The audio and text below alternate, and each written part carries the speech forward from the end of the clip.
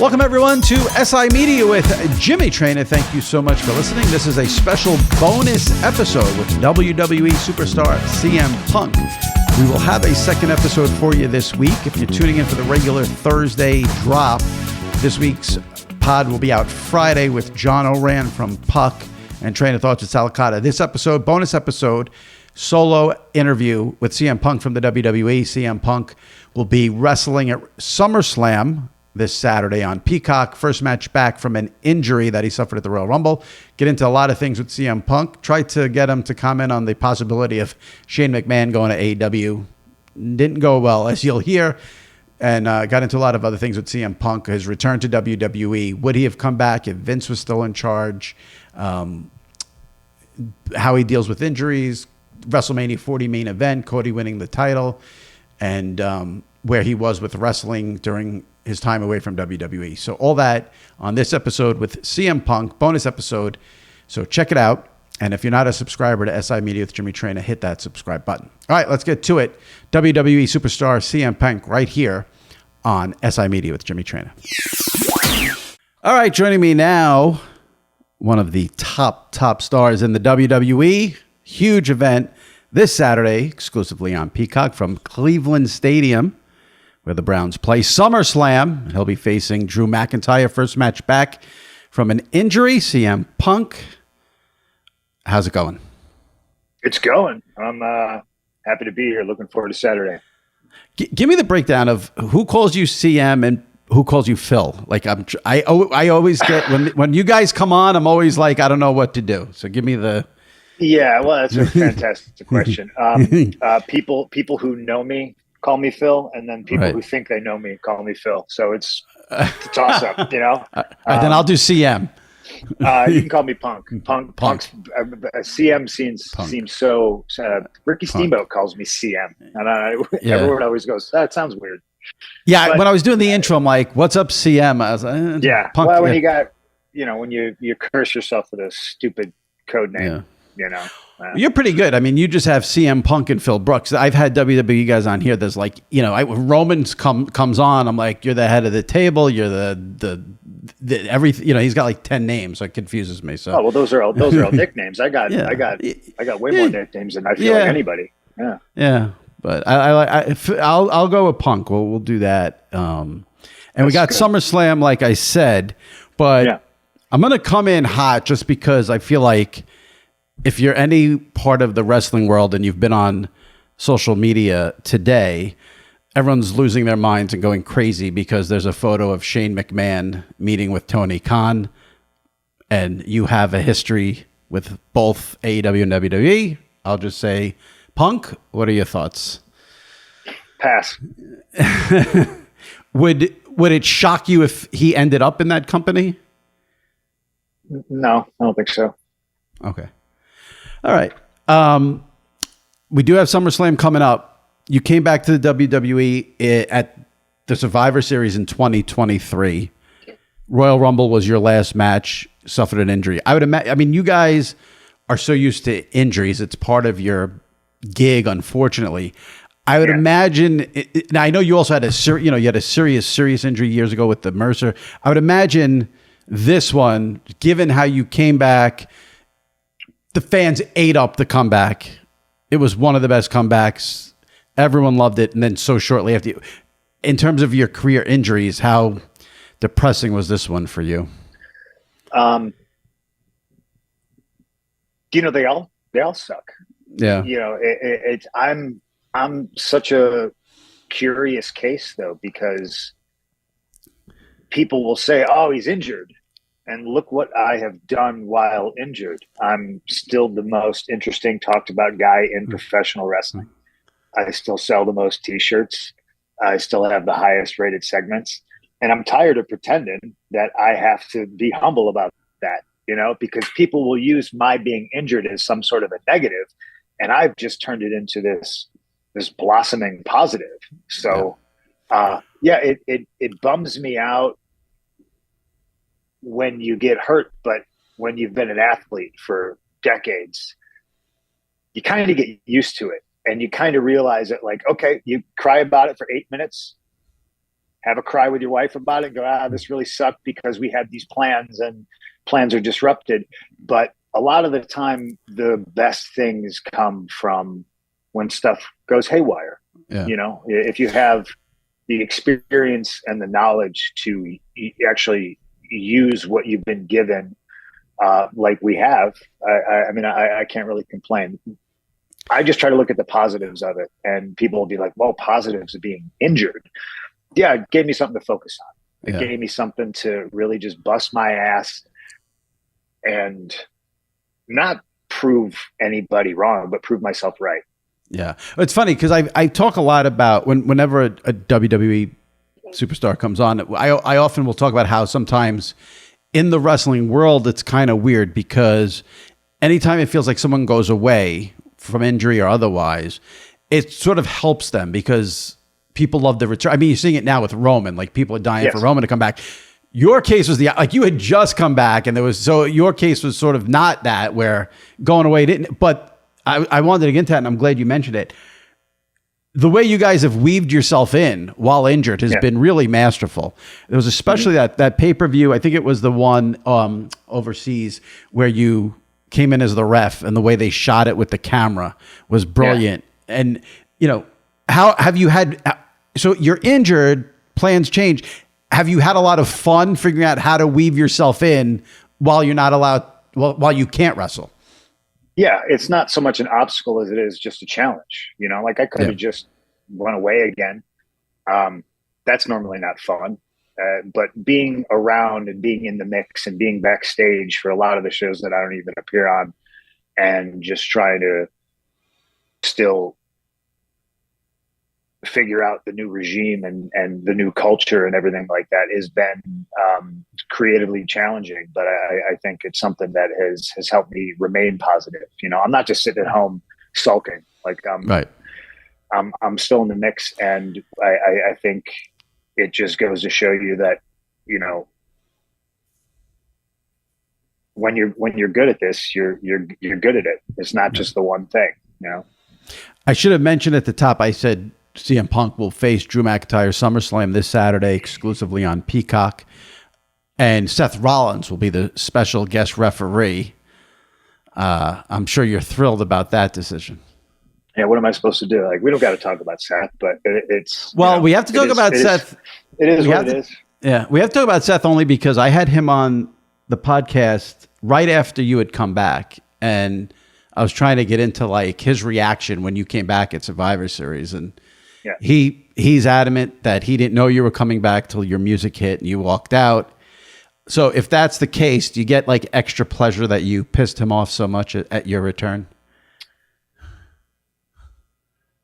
No, I don't really care what his attitude is. Obviously we know like he's upset that I'm around, but I've never really cared, and that's the thing about people that'll tell you like what a bad guy I am. They won't tell you about all the times that I've helped them in the past, so it's just another interesting wrinkle about being who I am.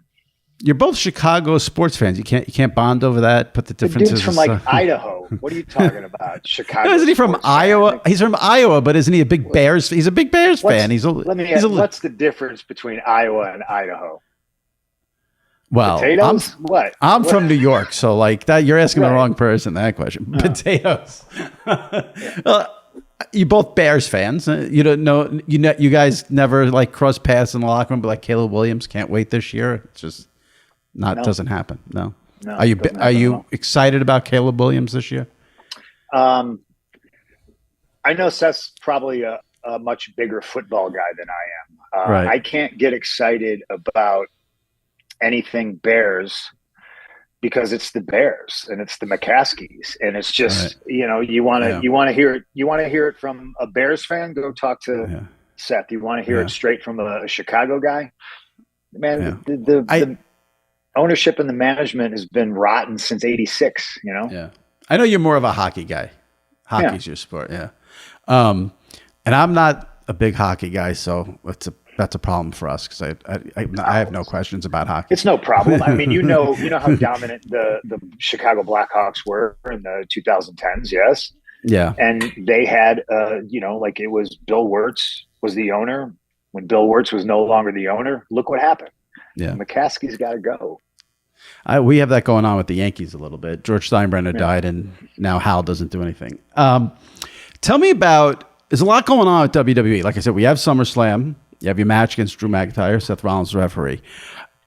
This is a sports media podcast technically, so I'm fascinated, and I know a lot of WWE fans are too, about the move that's coming up with Monday Night Raw going to Netflix.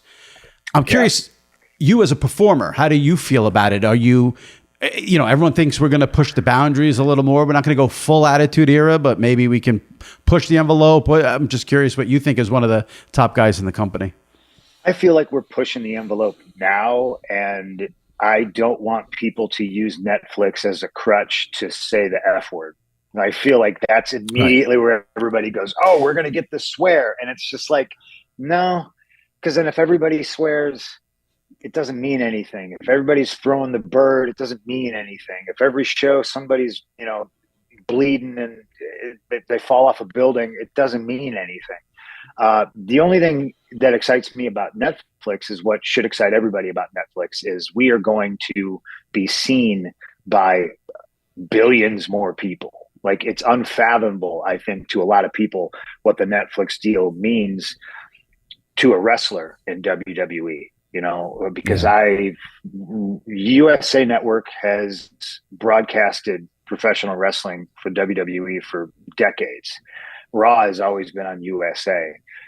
So for it to go to a streaming service where, I don't have the USA Network app on my phone, but I have the Netflix app on my phone. Right. And I guarantee you it's like that worldwide. So we are going to have doors kicked in a lot of different markets and a lot of different countries, all over the world. And to me, that's exciting. Yeah. Your point, you make a great point. You just, if someone goes on TV and they're just saying the F word every week, it means nothing. But yes, do you feel like, take out the cursing, do you feel like you could be more creative at Netflix? Yeah, but I think a lot of people need a filter, like a lot of people need that somebody to produce them and say, no, we're not going to do that. Like, Netflix just doesn't mean you're going to get like all these wild, like, lesbian angles or something like that that some wrestling fans seem to think. But maybe we could be a little bit more edgy. Yeah, maybe, but I already feel like since Vince is gone, a lot of what people thought were kind of strange, like not calling a hospital, calling it a medical facility or so, like that's all. Yeah. All that's in the past already. So I'm just looking forward to the reach that Netflix has. Got it. It's funny. You mentioned Vince, and I was just going to, when you came back, I mean, it's not Triple H. There's a guy, Triple H, Paul Levesque, Hunter, a lot of names. We all got names, man. Yeah. How has it been working with him compared to Vince? It's been great. I honestly, like, if I ever, how do I put this? In the world where media literacy is absolutely 6 feet under dead and people just sensationalize headlines, I think Vince would make people wait outside his office. There'd be like a line, you know what I mean? And people would be like intimidated by that. And I don't get that read off of Triple H at all. I don't see people like, waiting outside his office. Like, oh, how long you been here? I've been here for 3 hours, like. I never had that with Vince. I would always just like go in and ask him a question, if I needed to. Never trying to waste his time, never trying to waste Triple H's time. But I see him being a lot more hands-on with people and approachable and accessible, Right. So he wants everybody to be their best because he wants the show to be the best. So there's no, like leftover 80s, macho kind of weird energy going on. Right. With big wireless providers, what you see is never what you get. Somewhere between the store and your first month's bill, the price you thought you were paying magically skyrockets. With Mint Mobile, you'll never have to worry about gotchas ever again. When Mint Mobile says $15 a month when you purchase a 3-month plan, they mean it. And how nice is that? Usually with these cell phone bills, you're hit with fees, taxes, so many different taxes. It's hard to believe. But Mint Mobile is here to the rescue with premium wireless plans starting at just $15 a month. To get this new customer offer and your new 3-month premium wireless plan for just $15 a month, go to mintmobile.com/SImedia. That's mintmobile.com/SImedia. Cut your wireless bill to $15 a month at mintmobile.com/SImedia. $45 upfront payment required, equivalent to just $15 a month. New customers on first 3-month plan only. Speeds slower above 40 gigabytes on unlimited plan. Additional taxes, fees, and restrictions apply. See Mint Mobile for details. When you brought up Vince and some people need to be filtered, it made me think of this because I remember I had Roman on, I don't know, this was a couple of years ago, and he had talked about how he's not scripted. He can go out and do a promo and he's not scripted. You are the best, one of the best talkers in WWE. Everyone loves seeing you at a microphone. Everyone knows about your promos. Where are you at now? Like, do you have to be scripted? Do you have to filter things through Triple H? Can you go out there on your own when you're doing, especially for someone like you, you've been around so long and there is an excitement level that the fan has when they see you with a microphone in the ring. Where are you at with promos and all that stuff? I think that you have to be extremely trusted and proven, like Roman, to get to that level, you know, whereas some people might absolutely lose their minds with no parameters, or, you know, some people tend to lean on it's easier to ask for forgiveness than it is permission, because they know, and that's a good key too. Like, if you know, like, hey, what if I say this? The answer is going to be no. Like, just don't say it.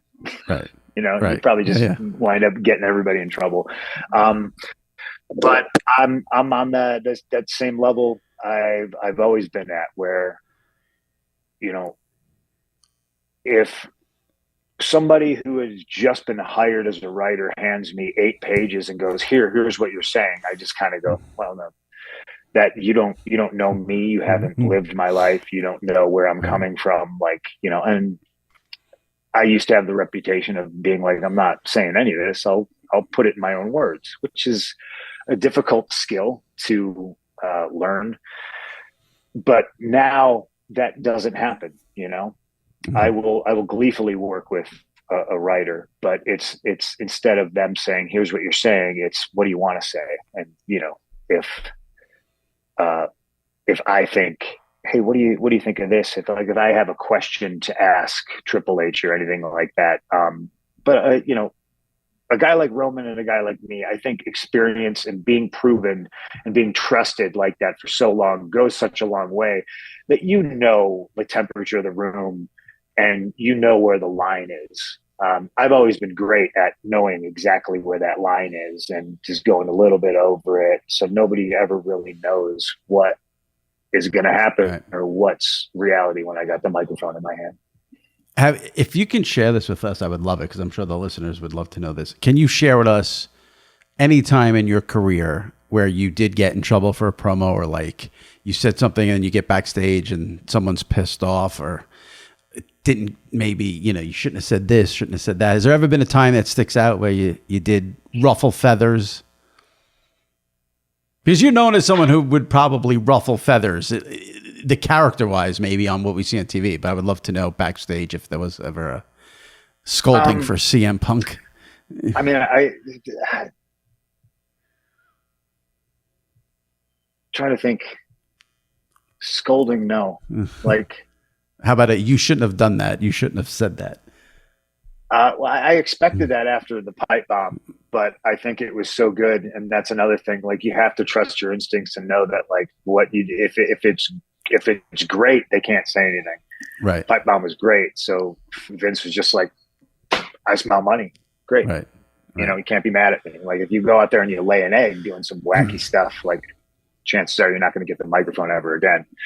I think I've recently accidentally like slipped up and said things like dipshits and stuff like that, you know, like, and like, I don't mean to say it. I don't mean to just be like, oh, look at me, I'm edgy and I'm swearing, you know. I don't know. Maybe it's just me. I don't understand. Like, getting in trouble for like dipshit. Like how could have like that's just no one's getting upset or offended by that. Nobody. Yeah, I understand that, but it's also weigh it against like the Rock coming back and dropping F-bombs on Raw, and right. I see the perspective of kids like, oh, we can all swear now, and then I have to be the guy that goes, I understand where you're coming from. I used to be there, but there's a big difference between you dropping an F-bomb and the Rock dropping an F-bomb. Right. Like that's the thing. Forgiveness and permission. Like he can get away with it. Dipshit is a great insult. It should be used more. Oh, it's fantastic. And when you're like me and you if I had to say like dipshits all the time. Yeah. Like if I gave you a mic right now and put you in a ring and you had to tell me who's the biggest dipshit, who would it be? I mean, pick one. My opponent or my referee? Which one do you want to talk about? Well, which Seth? Well, who's the bigger one in your opinion? I don't know. Are we talking about just like overall cognitive abilities or like the way they dress? What are we talking about? Overall, man, that's a dead heat, brother. There's 1A and 1B right there. I feel like Drew wins that battle. Yeah. So he's, if he's the champion of anything, which we know he's not, he's the champion of the dipshits, I suppose. All right. Well, that works out well. That's your opponent then on Saturday at SummerSlam. I slipped and said WrestleMania because when you were talking about Roman, I had it in my head. I wanted to ask you the WrestleMania 40 main event that we just had this year. Yeah. One of the rare times where it was universally loved. I mean, we live in a time now where nobody agrees on everything. That just doesn't. But everyone loved that main event with Cody finishing his story. And then we had, obviously, along the way, The Rock was there, Cena, The Undertaker. So the fans loved it. I'm curious, are you watching backstage? Are you consuming it? Are you into it as well? Do you know The Undertaker is going to show up? Is that a surprise? Are you like, holy shit, The Undertaker's here like all of us? I'm so curious about how a WWE wrestler experienced that main event and what your process was like. I think it's different for a lot of different people, depending on, the level or, maybe how long you've been there. I don't want to know stuff a lot of the times. I take that approach that I learned from when I have to do commentary. It's just like the less I actually know and I can actually just focus on what's going on, the better, because I haven't been able to watch professional wrestling through the lens and the eyes of a truth, like just a fan for so long. So I don't ask questions. I don't want to know what's going on. You see The Undertaker backstage, you can kind of put it together. You're like, okay, but that doesn't mean I necessarily, like when I go to a restaurant and I order, like, I go to a nice sushi restaurant and I want to get like omakase from the chef. Like, I don't want to know how you do it. I don't want to watch you do it. I don't want to, like, I don't have to sit over your shoulder and know the ingredients. Like when it's presented to me, and like, that's what I want. But because Cody approached me before the match and he said, hey, if this thing goes my way, I'd like you to come out afterwards and, be part of the celebration. And I was like, oh, okay. So I got to sit in Gorilla and watch everything unfold. And it was super exciting because you get to see, Cena roll through. And it's fascinating for me as a performer to watch people and what they do before they go out. It's like when you go to a ballpark and you watch somebody walk out of the dugout and get in the batter's box. Like, what are they doing to warm up? Are they using the donut? Are they doing a full swing? Like what are they doing? Rock's back there getting air, trying to amp himself up. Cena's trying to, warm himself up. It's fascinating to watch all that and then watch him go out and do that. So that's always a fun experience. And you learn that way, you learn the way things work backstage. And is there chatter amongst the wrestlers backstage about like, oh, this crowd's into it, or, oh, this is going over really well, or you're just like locked in watching it? No, I mean, a lot of people hoot and holler when stuff gets paid off and stuff goes right, like everybody's kind of celebrating. It's a great atmosphere. It's like a team. I mean, it's funny. Wrestling's a team sport, except when you're in the ring. It's just, it's kind of all up to you. But, there's a lot of stuff that goes behind the scenes that is really a team effort. And to watch everybody kind of come together and people are sharing high fives and just smiles. And that's, man, that nothing beats that. Yeah. Speaking of WrestleMania weekend, one of the highlights also was Paul Heyman going into the WWE Hall of Fame. I know you and Mr. Heyman have a very special relationship. Yeah. Tell me what his going into the Hall of Fame. Obviously, that's a no-brainer. Your relationship with Heyman, if you want to just tell me what that's like these days. Is he? We know him. He was with Roman for so long. Do you still pick his brain? Are there still conversations about things? What's the relationship like with Paul Heyman? Yeah, no, I pick his brain all the time. And it's funny, like people were asking me if I was going to induct him into the Hall of Fame. And I just kept telling everybody, I assume it's going to be Roman, but this is how Paul Heyman is the greatest manager, advocate, friend, representative, whatever you want to call him, of all time.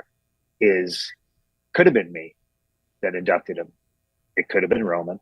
It was Roman. It could have been Brock. It could have been Steve Austin. It could have been Rick Rude. It could have been so many of what we like to call generational superstars, like people that really, really affected or changed the business. And that's because Paul Heyman has his fingerprints all over decades of people that have sold tickets, drawn money, and been categorized as the best talkers, wrestlers, minds, what have you, in the wrestling world. It's fascinating that he has that. Like Medusa could have inducted him. Like he's just been the guy behind the guy for so long. The idea that I had, and I tweeted this out, and it got a ton of reaction, which I wasn't expecting. I thought the best person to induct Paul Heyman into the Hall of Fame would have been Paul Heyman.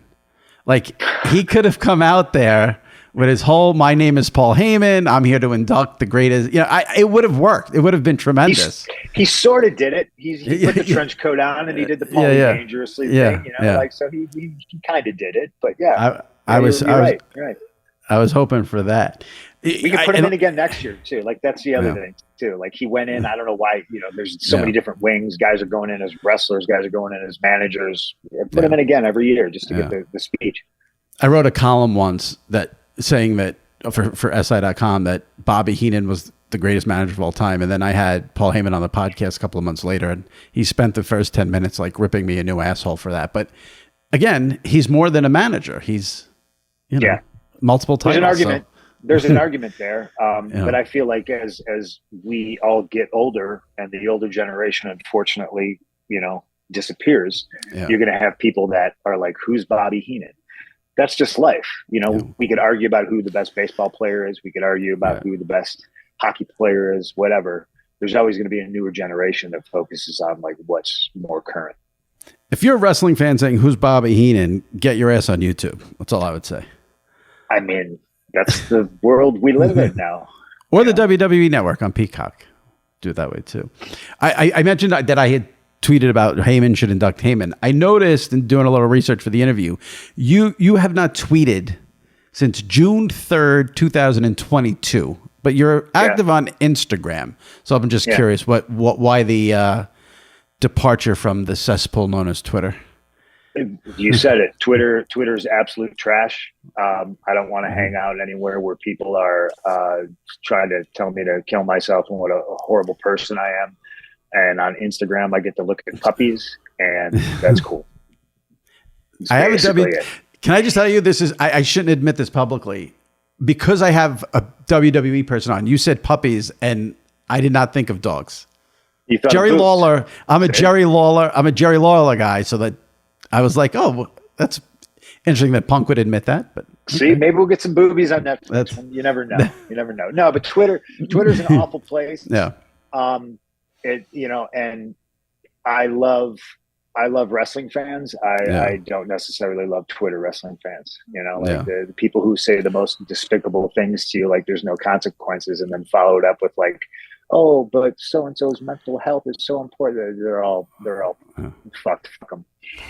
Was the timing? Sorry. No, you could say fuck here. We're not USA. We're not USA Network. We're on Netflix, baby. Yeah, we're not USA Network, so let it fly. Was the timing? Did that time up with what happened in AEW when you had that press conference where you said you work with children, and then there was a fight, and then you? No, I think I ditched Twitter before that. Even before that, yeah. I know there are probably people listening to this waiting for me to ask you about all that stuff. I would imagine you're so sick of talking about that, and there's nothing else to say about the way you left AEW, right? I mean, is there anything else to cover? I mean, you've covered it all. No, I know. Pass. I know. Well, I had to ask you about the Shane McMahon thing because that happened today, and there's photo proof now. So, like, if I have you on and I don't ask, they're gonna think I'm a nuts. No, that's all good. No, I understand. Yeah. Do you when AEW made a big deal about showing the footage of what happened, did that irritate you, or you didn't care? It's kind of like I have to wrestle Drew McIntyre, right? And this is just this garbage person that I don't want in my life, but this is the fight game. It's the shit talk business. It's just like fighting in the UFC. You see these guys ripping at each other, ugly press conferences, getting personal. And it's just like, I don't necessarily enjoy that energy, but the payoff is I get to go in a ring and I get to, blacken eyes and chip teeth and, make Drew sob and like do whatever else in my head that I hope to do to him. So it's just, it felt really ugly. Like, but then I was just like, why, like showing that footage isn't gonna help them or hurt me. So I was just like, whatever. And, did you get? Good. I was just said being the top draw in like 2 different companies is pretty wild, thanks guys. Yeah. Cody has said in interviews he doesn't root against AEW. Do you root against them or you just don't care? No, I don't root against them. I think it's easy to be able to say like, oh, can't wait till something bad happens to them. But the reality is there's a lot of people backstage that earn a paycheck. I still have friends that work there, so it's not like I'm hoping somebody loses their job or everybody loses their job or something like that. It's just,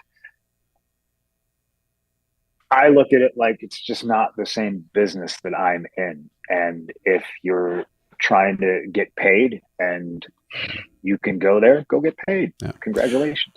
When you came back to the WWE, it from everything I've read, it happened pretty quickly. You get a phone call, you talk to Hunter on FaceTime. Yeah. When that gap you had in between, did you think in your head, like, eventually I'll be able to go back to WWE? Or did you ever have a point where you thought I would never be able to go back to WWE? Obviously my attitude 10 years ago was I'm done with wrestling. And there's certain people that want to kind of crucify me for that. But the truth is like, I was just so burnt out. You dedicate your life to something. And it took me X amount of years to get to WWE. And I was there for 10 years. And like, people don't realize, like who is the one guy that wrestled the most matches every year in WWE for consecutive years? It was me. Yeah. I was burnt out. It takes a while to come back from burning out, and across the board, everybody I feel like has done it in some way. Paul Heyman left. Right. Paul Heyman came back.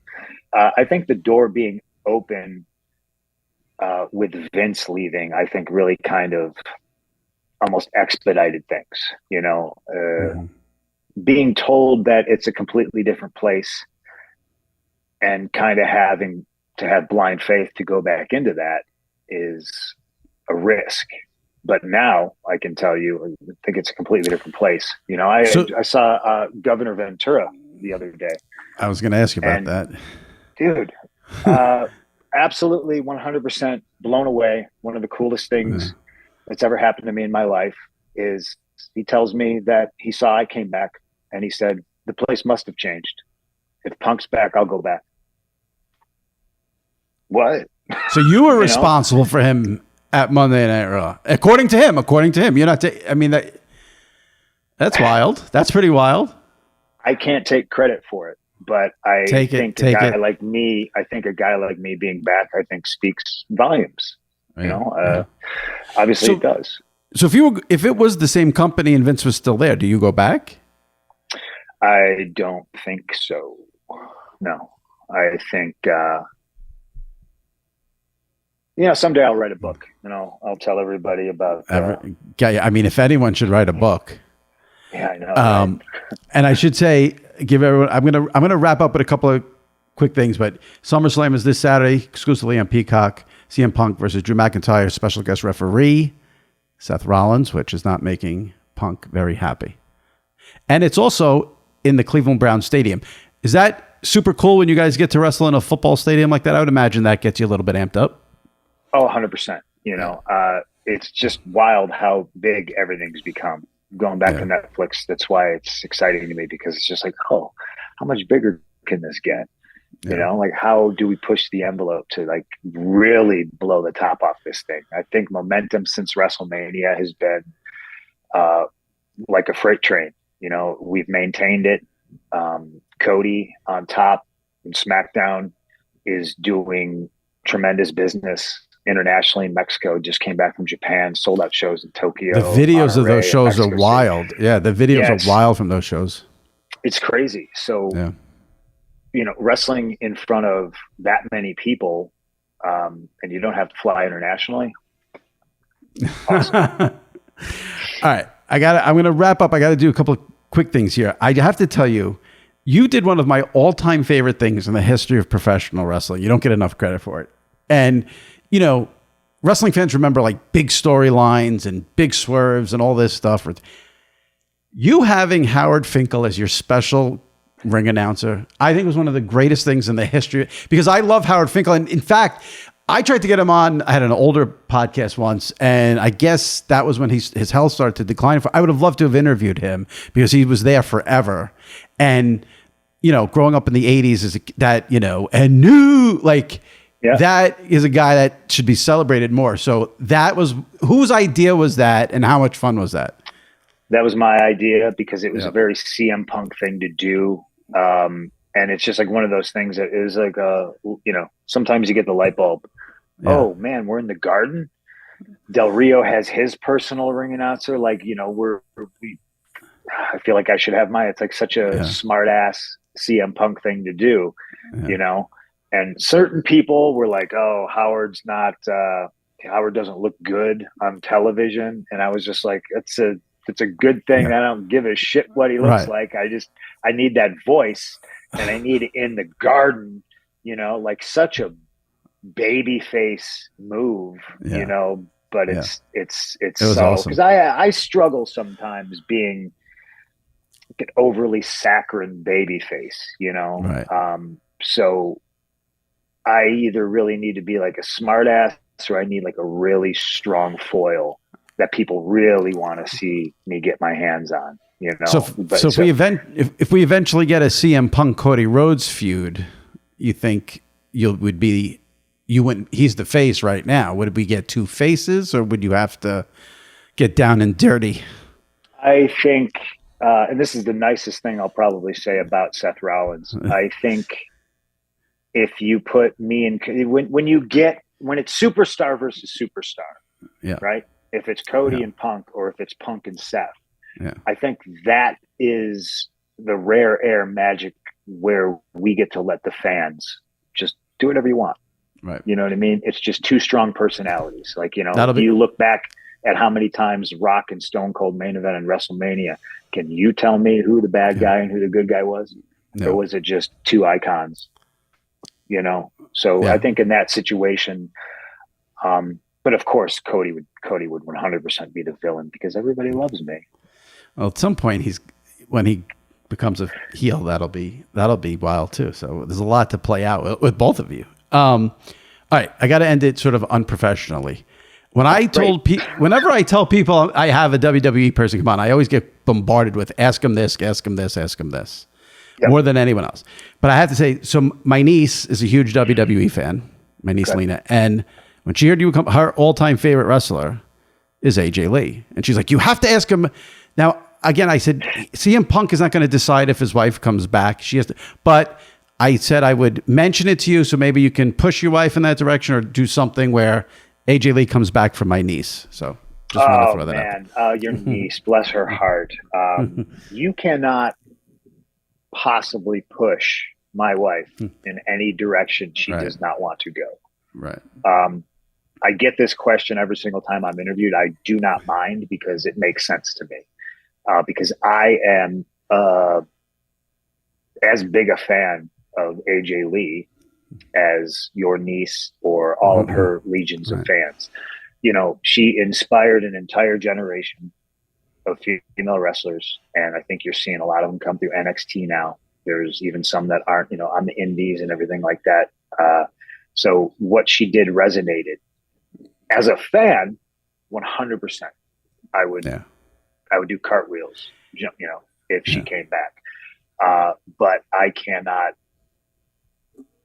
make her do anything, and that's not the relationship we have. I would never try to force her to do anything I wouldn't want to do myself, even though that sounds weird because I came back. Yeah. Nobody wants to be told what to do. And my cousin's little son, Nino, said, I have to say hi to you because he is a huge fan of you. So Nino says hi to CM Punk. So I had to do that too. All right, Nino. All right. One thing about for your wife, you can't tell her what to do, but you coming back and now it's really going to take off with SummerSlam because you're back from the injury. Do you think that could give her the itch, or she's like, you're not her? What happens to you doesn't, because I would imagine if she sees like the pops you get sometimes, I would think that would be like she doesn't care. She doesn't care. She doesn't care about any of that. Okay. No, okay. I think a lot of it has to boil down to because she's extremely busy doing all her other projects and stuff like that. So it's a question of does she even have the time? Yeah. It's a fascinating question. I had to get it in. All right, so we've got SummerSlam Saturday night, Peacock exclusive, Cleveland Browns Stadium. Now, WrestleMania? I remember there was the first night. It was people complaining it was too cold. Was that what happened? It was cold. It was cold. It was cold. Yeah. Okay. Now we're in the middle of summer. What would if you're wrestling a match? What's better, 30 degrees or 90 degrees for you? 90 degrees, easily 90 degrees. How come? Just because at that point you're warm. When I wrestled Undertaker at was it MetLife Stadium 2013, I would joke with Taker. It was like, it takes so goddamn long to get to the ring. I warmed up and then I'm sitting in the ring waiting for you to walk down, and it's 5 minutes. I'm freezing my ass off already. It was cold that night. So right. That's one of the reasons I just started hot, just because I needed to warm up. As an athlete, I do not want to be cold. You're terrified about pulling something or hurting yourself. Have you checked the weather for Cleveland on Saturday? I have not. No. Okay. No. Yeah, so it's the summer, so you don't care. If it's hot, it's hot, and it's not going to. What's it gonna do? Rain? Bring it on. Yeah, that'll add to the excitement. Yes. It would. So it's CM Punk versus Drew McIntyre with Seth Rollins as the guest referee. So I think you'll be very angry that night with those two there with you. Hopefully it comes out well for you, and we go on to the next step. Yes, sir. All right, thanks for doing this. I appreciate it. Good luck. And, no problem, Jimmy. Pleasure talking to you. Anytime you need to. Thank you. All right, take it easy. Be well. Okay, thanks. All right, my many, many thanks to CM Punk. Great interview with CM Punk. Hope you guys enjoyed it. If you're new here, a new wrestling fan listening to SI Media with Jimmy Traina, hit the subscribe button and make sure you go into the archives and check out previous interviews. If you think this is the only episode this week, you were wrong. We'll have an episode on Friday with John O'Ran and Salicata and Train of Thoughts. All right, that wraps it up for this episode. Hope you enjoyed it. My thanks to CM Punk. Stay safe and take care.